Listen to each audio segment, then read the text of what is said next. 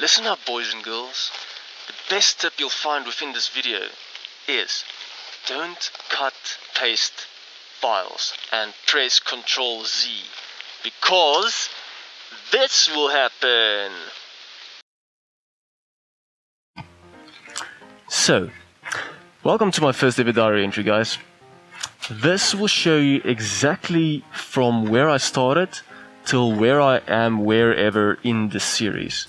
So the only background knowledge I have is one class of C programming that is less than Bracky's programming tutorial series, so do that and you'll be ahead of me.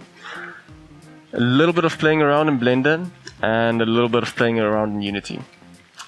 Besides that, I know nothing. So now you'll be able to see exactly what I had to do to be where I am. So without further ado, let's just get into it.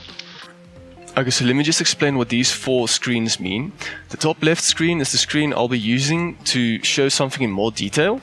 The top right screen will be the screen that I'll be using to show the final product of whatever I'm making here at the bottom screens. So the bottom left screen is the screen that I'm usually working on, and the bottom right screen is the screen that I'm usually using to follow a tutorial on. So I'm following a tutorial here on Udemy. It's absolutely brilliant. I'll have a link down in the description to the course. It is so in-depth and so easy to follow along that even someone like me that's a potato can understand. So you start out with the basic shapes and playing around and getting a feel for Blender's user interface, so you can finally start with your first model, the Mayan pyramid. So shortly after learning a few tricks, I wanted to make a low poly car, so I followed this YouTube tutorial.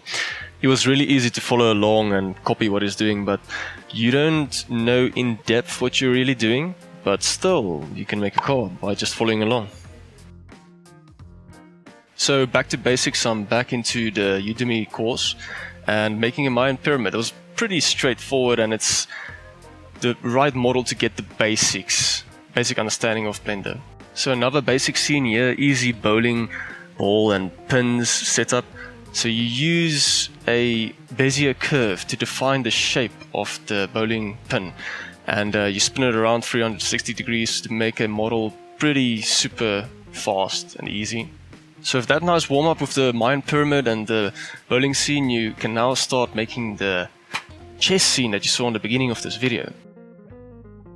But Ludum Dare was 4 days away and I had to brush up on my programming skills, otherwise I'd have nothing in my game except 3D models, and that's not a game now, is it?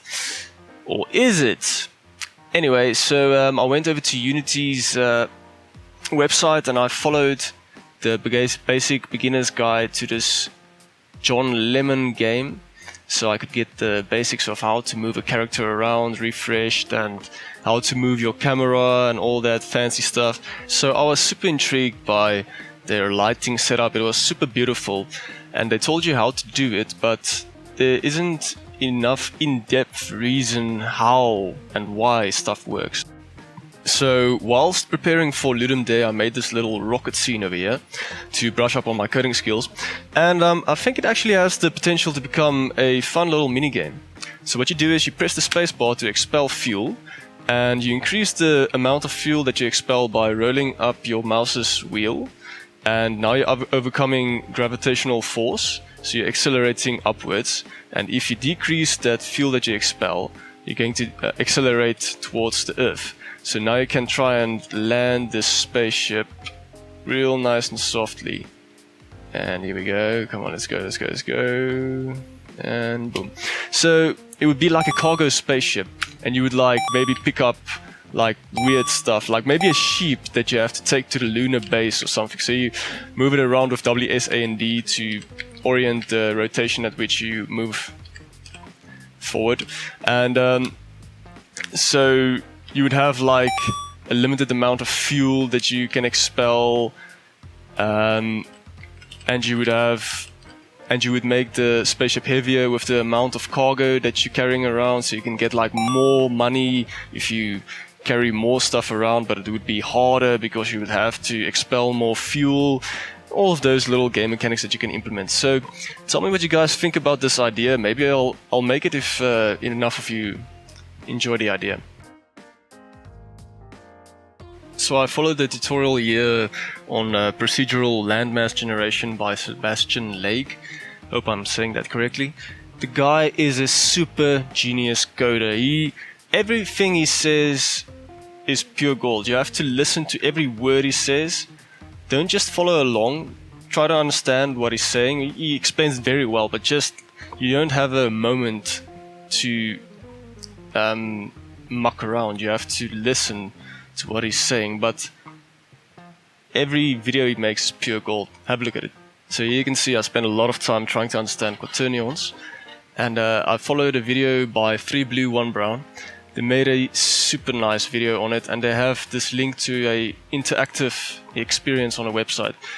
And even though I'm a potato, I still have a basic understanding of it. I would still like a better understanding of it, so one day I'll come back to this topic and hopefully I'll understand it from beginning to end.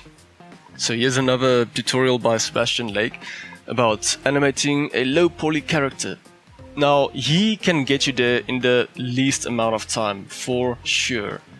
He compacts a lot of information in a short video, but I will need a more in-depth explanation about how everything works. But if you want to get something up and running real quick, not worry too much about how it works, this is definitely a video that you can have a look at.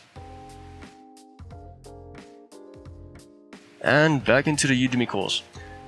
Mikey really does explain everything in depth. YouTube videos are great, they show you an overview of stuff, but they don't go nearly into depth as Mikey does. And I really do recommend, above all, starting with this course, because it goes from the very basics up until I don't know how far, but so far it is my pace for a potato like me to follow along. Super great.